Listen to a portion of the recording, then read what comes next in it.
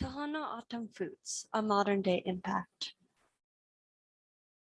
Food is an essential need, sure, but oftentimes it can be more than that. For the Tohono Autumn people, food is a part of their culture, a way for community to gather, and really, it's another form of art. And that's what I want to discuss today, because food is more than just physical sustenance. For the Tohono Autumn people, the history of their food continues to shape their present-day diets. To get a better understanding of the Tohono Autumn diet, let's dive into their history. Common crops native to the Autumn lands and previous methods of farming. Peppery beans are similar in flavor to a pinto bean, a little more tough and high in soluble fiber. Cholla buds are found on cacti, are similar to asparagus, and they are high in calcium and pectin. Both peppery beans and cholla buds lead to lower blood sugars, which is important for diabetes, and I will talk about this in further detail soon. Magdalena big cheese squash tastes similar to butternut squash, and it is often taken and spiralized into thin, long strips that are then dried for use for the rest of the year. They'll oftentimes rehydrate them and put them into soups. The yellow-meated melon. It is just like a normal watermelon, but often sweeter and yellow-fleshed. It is my favorite crop out of all of these.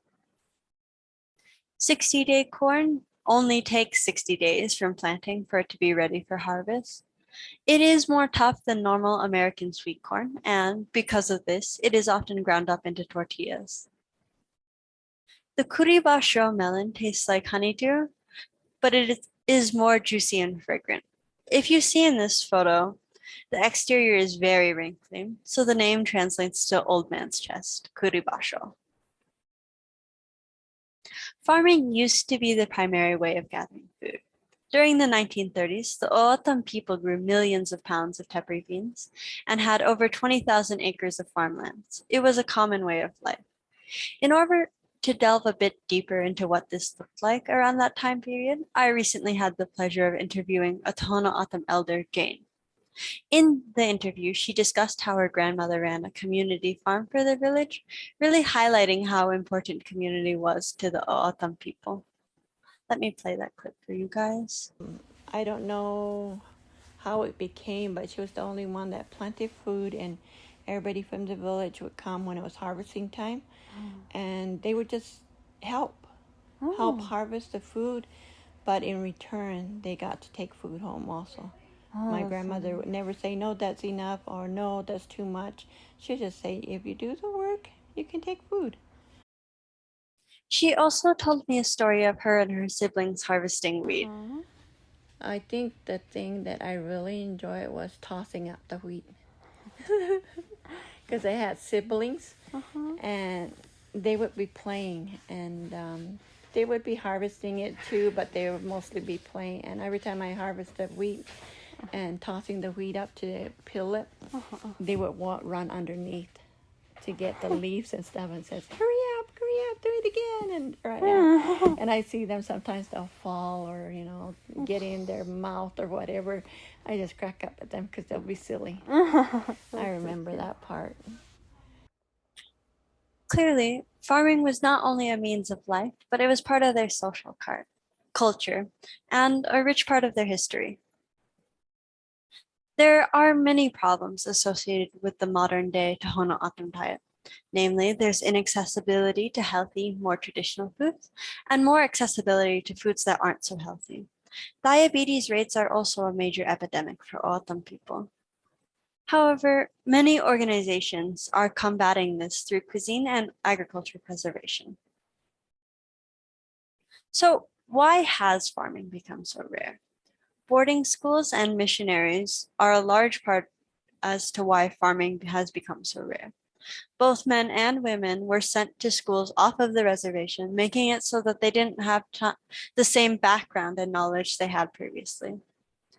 After that, many people were also sent to fight in World War II, leading to even fewer people having that knowledge of farming and subsequently less farming overall. Their way of life also didn't work with American views of the time, as Arizona State Superintendent Jewel Morton puts it. Unlike many other Indians of the United States, the Tohono O'odham people are independent and self-supporting. They are making their own way and have done so for hundreds of years.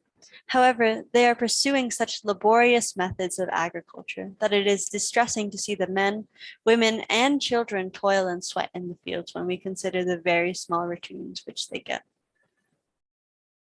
This leads me to my next point, the accessibility of things that aren't so great. In the late 1900s, O'odham people were delivered food from the US government. This included stuff like butter, tallow, and beef that were not found prior to American government involvement. Subsequently, this made it easier for them to turn to unhealthy diets. When discussing inaccessibility, a major reason that I mentioned prior to this is that they are farming less. The number of crops for tepary beans, for example, have dwindled from 1.4 million pounds to being in the low hundreds. Another factor of inaccessibility is grocery stores. Since farming is less common, that means that grocery stores are the next best thing. The only problem is that prices are expensive. In my interview, Jane stated, "You can buy a bag of flour here in Tucson for $3. Out there it'd be $6 or $10. She also mentioned that often people will drive up to Tucson to get groceries, but some people, like disabled or elderly people, don't have that option. A meta-analysis done found that eating healthy costs about $1.50 more per day. If eating healthy is more expensive in general, it means that healthy foods become even more inaccessible for O'odham people who may face rates of inflation that are almost double the cost of food here in Tucson. Evidently, this modern day diet has impacted their health significantly. 60%. The percentage of Tohono O'odham people that have adult onset diabetes or type 2 diabetes. More than 1 out of every 2 O'odham adults you meet will be afflicted with diabetes. It's the highest rate of diabetes in the world. Countless O'odham have lost their sight, their limbs, and their lives to the disease. These issues are undoubtedly needing some sort of change. Some amazing organizations for preserving these crops. Many O'odham people are unhappy with the lack of traditional foods. To them, it isn't just a loss of diet, it's a loss of culture. They are working to learn healthier, more traditional lifestyles, whether it be farming and growing one's own food, or even just making healthier choices. One example is the Indigenous Food Challenge. The Indigenous Food Challenge has taken the entire month of November to only eat native foods and traditional recipes. It was created by O'odham people for O'odham people. Many organizations as well, such as TOCA, AHO CSA, Mission Garden, and Native Seed Search all work towards providing and preserving the history of these foods. The organizations I just listed all grow or cook O'odham foods and crops. Hopefully, with more time, we can reinstill the amazing community surrounding these wonderful crops. Watching this sort of rebirth has been truly amazing. I encourage anyone who's interested to look up one of these organizations and get involved. Being involved could mean just planting one of these native seeds or dedicating an hour of your time to work at a community garden. That's what it's about, truly, the community, being united, and filling your belly. To leave, I wanted to show you a video done in collaboration between Mission Garden and Native Seed Search. They hosted a gathering to taste the Curibasho melon in order to find the best melons to grow for the future and to give out those seeds so that more and more people can give and experience this Curibasho melon. And my grandmother was in the kitchen. She said, "Come on, Toho, Kamira." She says, "Come on and let's eat some melon." And so we went inside, and I've never seen it. I've seen them growing out there, but I never tasted it. So I went inside and I helped her cut them up. And we tasted it and said, "What kind of melon is this, Grandma?" And I would speak to her in Spanish, and she'll try to figure out what I was saying. And then she would tell me in O'odham what kind of melon it was. It was Curibasho. And I had such a difficult time trying to understand O'odham. So my grandfather finally came in and he sat down and he started to eat it and says, "Well, what do you call this melon?" She says, "Curibasho." I had no idea what she was saying. So my grandfather kept eating it, and she got kind of frustrated at me, and I said, well, what do you call it? It's not a sandia, it's not a miran. So she says, Abginit kahorkuri. Take a look at your grandfather.